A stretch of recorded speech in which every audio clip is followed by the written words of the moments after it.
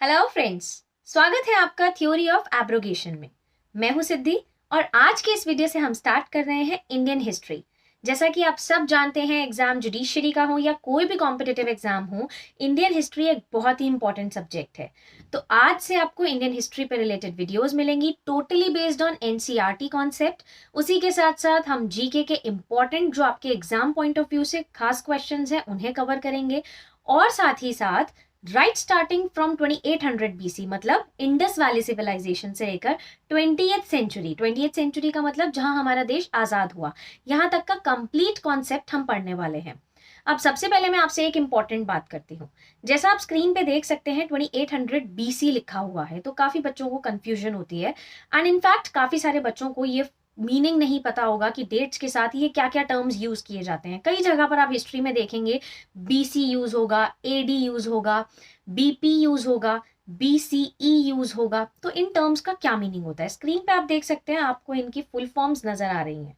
BC का मतलब होता है बिफोर क्राइस्ट। बिफोर क्राइस्ट मतलब क्राइस्ट के, जीसस क्राइस्ट के होने से पहले का जो समय है, उन डेट्स के साथ बीसी लिखा जाता था। और ऐसे ही एडी का मतलब होता है Anno Domini. Anno Domini means in the era of lord, उस समय जिस समय जीसस क्राइस्ट थे। लॉर्ड यहाँ पर जीसस क्राइस्ट को कहा गया है क्योंकि ऑलमोस्ट मॉडर्न कंट्रीज क्रिश्चियनिटी वाला सिस्टम ही फॉलो करती हैं in the context of dates, इसीलिए यही सिस्टम फॉलो होता आ रहा है आज तक। जब भी हिस्ट्री से रिलेटेड डेट्स लिखी जाती हैं, यही सिस्टम फॉलो किया जाता है, इसी तरीके की शॉर्ट फॉर्म्स यूज की जाती हैं। अब ऐसे ही कई जगह पर आप एडी और बीसी की जगह पर यूज होता देखेंगे सीई और बीसीई। सीई का मतलब होता है कॉमन एरा और बीसीई का मतलब होता है बिफोर कॉमन एरा। कहीं कहीं पर आप बीपी भी देखेंगे। बीपी का मतलब होता है बिफोर प्रेजेंट, मतलब अभी, प्रेजेंट से पहले का जो समय था। तो इस तरीके से काफी सारी शॉर्ट फॉर्म्स यूज की जाती हैं डेट्स के साथ। अब एक चीज और आपको बता देती हूँ, काफी सारे बच्चे कंफ्यूज रहते हैं। Like when I am talking about century, century का मतलब सबको पता है 100 ईयर्स। अब अगर मैं बात कर रही हूँ 17th सेंचुरी की, तो 17th सेंचुरी से बच्चे मतलब समझेंगे कि 1700 से लेकर के 1800 का time period, but no, that's wrong. 17th century का मतलब है 1600 से 1700 तक का टाइम पीरियड। इसका मैं आपको एग्जांपल देके समझाती हूँ। आज हम रह रहे हैं 21st सेंचुरी में, तो 21st सेंचुरी है, बट हमारे जो ईयर्स चल रहे हैं वो 2000 वाले ईयर्स हैं। तो हमेशा सेंचुरी वो होती है जो प्रीवियस, पीछे से देखा जाता है। तो 21st century is year starting from 2000 to 2100। तो ये चीज आपको ध्यान रखनी है क्योंकि कंप्लीट हिस्ट्री में आप इस तरीके से डेट्स और ये सेंचुरी वाले टर्म्स बहुत बार यूज होने वाले हैं। अब आज की इस वीडियो में जो इंट्रोडक्टरी वीडियो है, इसमें मैं सबसे पहले आपको दिखाने वाली हूँ, आप स्लाइड देखते जाइए स्क्रीन पर। सबसे पहले मैं आपको दिखाने वाली हूँ कि क्रोनोलॉजी स्टार्ट कहाँ से होती है। ये एक हम छोटा सा आज ये ब्रीफ देखेंगे कि कहाँ से हमारी इंडियन हिस्ट्री स्टार्ट हुई और कहाँ तक गई।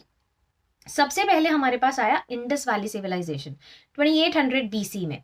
इंडस वैली सिविलाइजेशन में एक्सकवेशन हुई, जहां पर हमें ये खूबसूरत सी सिविलाइजेशन मिली। काफी सारी और साइट्स मिली, हड़प्पन सिविलाइजेशन, मोहनजोदड़ो, लोथल, कालीबंगन, काफी सारी और साइट्स मिली, जिनके बारे में हम डिटेल में पढ़ेंगे जब हम ये एक पर्टिकुलर टॉपिक उठाएंगे। इसके बाद हम बात करते हैं अर्ली वैदिक एज के बारे में।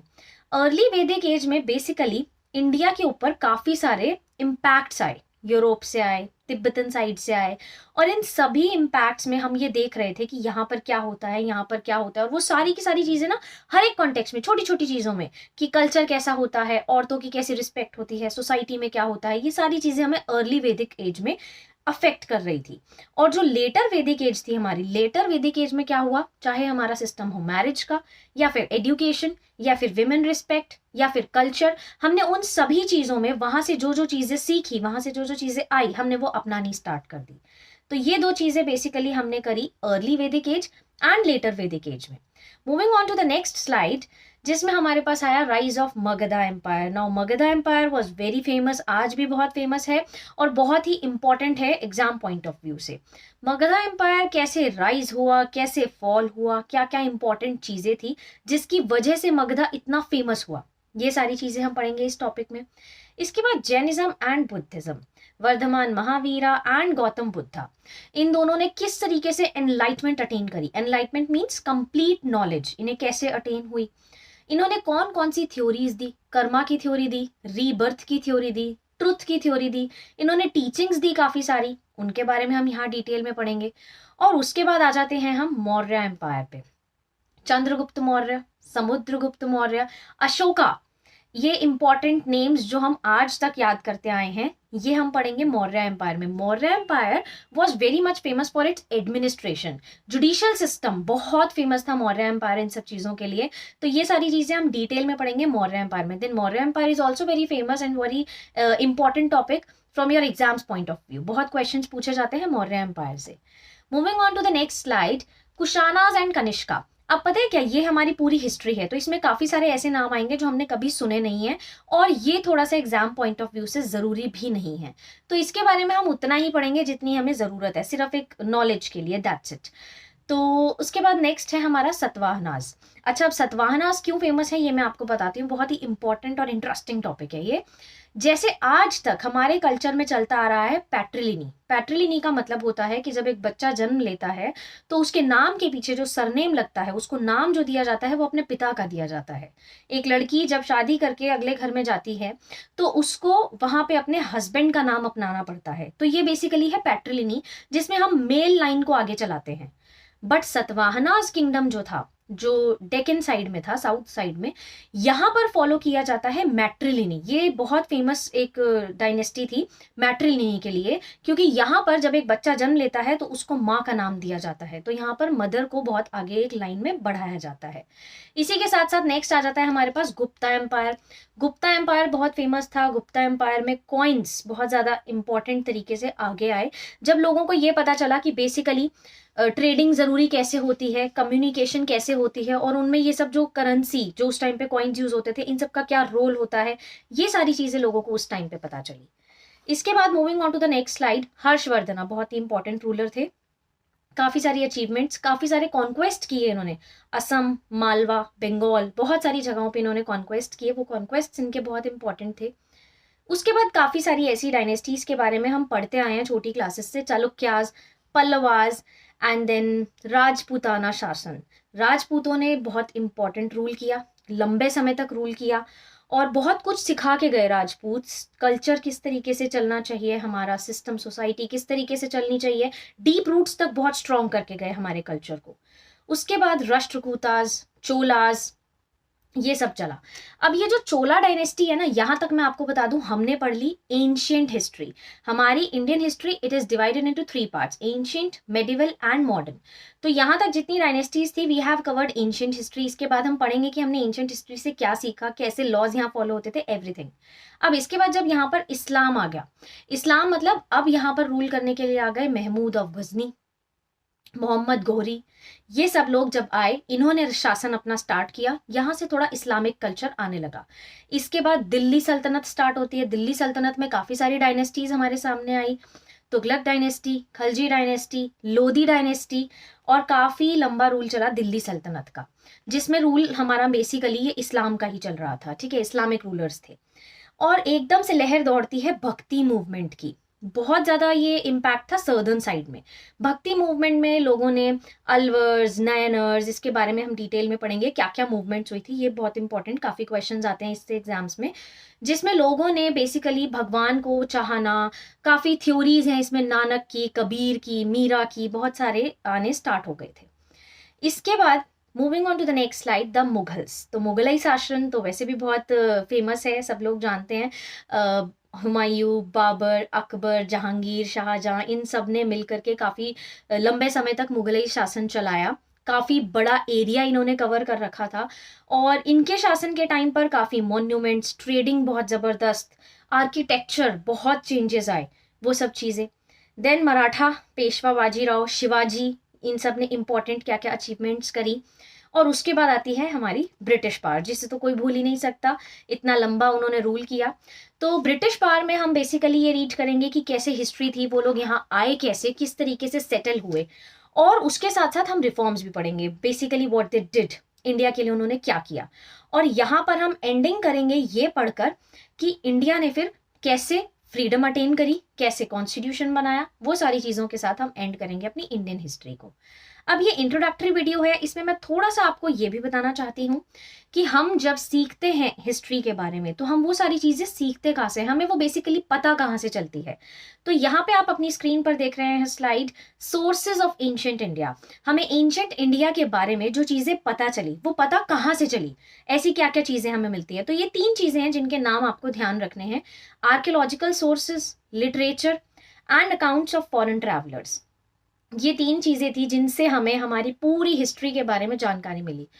इंडियन हिस्ट्री के बारे में हमें बेसिकली प्रॉपर जानकारी नहीं मिल पाई, क्योंकि हम लोग जो हिंदू कल्चर पहले से था और जो बेसिकली हमारे जो प्रीवियस जो एंशिएंट हिस्ट्री में जो लोग थे, उन्होंने कभी भी हिस्ट्री लिखने को ज़्यादा महत्व नहीं दिया, जिसकी वजह से हमें रिटन रिकॉर्ड्स प्रॉपरली कभी भी नहीं मिले। कुछ कुछ शासन थे जिनके बारे में हमें रिटन रिकॉर्ड्स अच्छे से मिले, अदरवाइज बहुत सारे ऐसे एरियाज थे जहाँ के बारे में हमें कुछ भी नहीं मिला, और जो मिला वो इतने लंबे समय तक प्रिजर्व नहीं हो पाया, तो इसीलिए वो खराब हो गया। बहुत सारी चीजें कैलेमिटीज, नेचुरल कैलेमिटीज की वजह से खराब हो गई। तो हमें थोड़े बहुत सोर्सेज मिल पाए जो इन 3 चीजों की वजह से मिले। अब इनके बारे में मैं आपको बताती हूँ कि आर्कियोलॉजिकल सोर्सेज क्या होते हैं। आर्कियोलॉजिकल सोर्सेज में थी एक्सकावेशंस। एक्सकावेशन का मतलब जब एक पर्टिकुलर साइट पर जाते हैं, वहां खुदाई करते हैं और उन्हें देखने की कोशिश करते हैं कि यहाँ क्या है। उस एक्सकावेशन के टाइम पर हमें काफी सारी इंपॉर्टेंट साइट्स मिल गई। हड़प्पन सिविलाइजेशन मिली और मोहनजोदड़ो, ऐसे ही तक्षशिला में एक्सकावेशन हुई थी, और इन सभी एक्सकावेशन से हमें काफी चीजें मिली। अब ये जो चीजें हमें मिली, हमने इन चीजों को कुछ नाम दिया है। तो सबसे पहला है इंस्क्रिप्शन। इंस्क्रिप्शन को कहते हैं शिलालेख हिंदी में।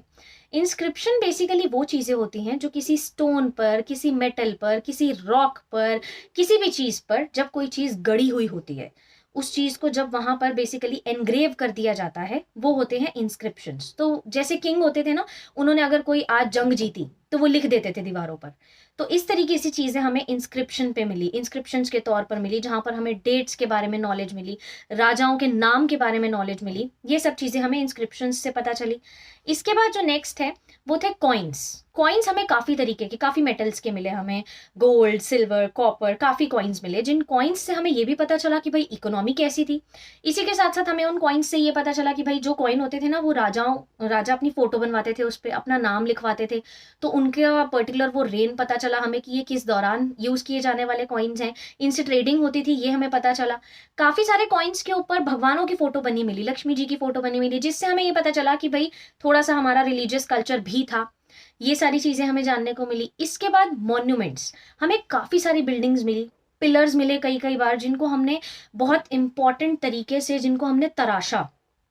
अजंता एलोरा केव्स मिली हमें, अशोका पिलर्स मिले हमें, सांची स्तूपा, काफी सारी ऐसी चीजें मिली जिनको हमने तराशा, जिनको हमने जानने की कोशिश करी कि ये क्या है। और अगर हम मुगलई शासन की बात करें तो मुगल एम्पायर में जितने भी रूलर्स थे, उनका तो ये एक टैग होता था कि वो अपने नाम का मॉन्यूमेंट जरूर बनवाते थे, ताकि उनको सदियों तक याद रखा जाए। आज भी करते हैं, काफी सारे मुगल रूलर्स के काफी सारे बनाए हुए मॉन्यूमेंट्स को लोग आज भी याद करते हैं और फेमस हैं वो सारी चीजें। तो मॉन्यूमेंट्स से इंडियन ग्लोरी बहुत अच्छे से फेमस हुई, बहुत अच्छी खूबसूरत तरीके से हमने मॉन्यूमेंट्स से हिस्ट्री जानी। इसके बाद नेक्स्ट बात हम करते हैं लिटरेचर ऑफ ब्राह्मण्स। अगर हम ब्राह्मण कल्चर की बात करें ना, जैसे आपने सुना होगा कि हमारे जो बेसिकली जो ऑक्यूपेशन के हिसाब से कास्ट 4 पार्ट्स में डिवाइडेड है: ब्राह्मणास, क्षत्रियास, वैश्यास एंड शूद्रास। तो ब्राह्मण जो थे, दे वर ऑन द टॉप। इसलिए ब्राह्मण्स ना लिटरेचर लिखते थे, वेद लिखते थे, और इन वेदों से हमें काफी सारी जानकारी मिली कि कैसी हमारी हिस्ट्री थी। ये वेद बहुत इंपॉर्टेंट है, 4 जो वैदिक लिटरेचर हमें बताते हैं: ऋग्वेदा, सामवेद, यजुर्वेद, अथर्ववेद। और इसी के साथ साथ वेदों में काफी पुराण लिखी गई, रामायण महाभारत लिखी गई, काफी सारी चीजें हमें इन ब्राह्मण लिटरेचर से जानने को मिली, जिसकी वजह से हमें अपनी इंडियन हिस्ट्री के बहुत सारे एविडेंसेस मिल गए। इसके बाद नेक्स्ट चीज और लास्ट चीज जो हमें मिली वो थी account of foreign travellers. Account of foreign travellers ये वो लोग थे जो इंडिया में घूमने के लिए आए थे, जो इंडिया को वेंचर करने लिए आए थे, और इन्होंने यहाँ पर घूम घूम कर जो सीखा, जो जाना, जो एक्सपीरियंस किया, और इनको इंडिया कैसी लगी, इन्होंने इंडिया में क्या क्या खास देखा, इन्होंने वो सब कुछ लिखा। बहुत फेमस यहाँ पर फॉरेन ट्रैवलर्स आए थे: अल बिरूनी, सुलेमान, काफी सारे ट्रैवलर्स थे जिन्होंने काफी सारी चीजें लिखी, अपनी अपनी लैंग्वेजेस में लिखी। मोस्टली उस टाइम पर जो फेमस लैंग्वेजेस थी, देवर Pali language, Sanskrit language, Persian language. धीरे धीरे साउथ साइड की काफी सारी लैंग्वेजेस फेमस हो गई, और इन फॉरेन ट्रैवलर्स के रिकॉर्ड्स से हमें ये जानने को मिला, हमें वो पता चला जो हमें अपनी इंडिया के बारे में नहीं पता था। तो इन बेसिकली चीज़ों से हमने अपनी इंडियन हिस्ट्री के बारे में छोटी छोटी चीज़ें इकट्ठे करके बहुत सारी चीज़ें जान ली। तो अब बेसिकली हम स्टार्ट करेंगे अपनी नेक्स्ट वीडियो से मेजर टॉपिक के बारे में, जो है इंडस वैली सिविलाइजेशन। आज की इस वीडियो में मैंने ये इंट्रोडक्शन देना चाहा ताकि आप रूबरू हो जाएं कि इंडियन हिस्ट्री के बारे में हम कैसे पढ़ेंगे और कंप्लीट इंडियन हिस्ट्री की चेन क्या है जिसके बारे में हम पढ़ेंगे। तो I hope you like the video, और आगे ऐसी ही वीडियोस जानने के लिए आप जुड़े रहिए हमारे ऐप के साथ और देखते रहिए हमारी सारी videos. Thank you for watching friends.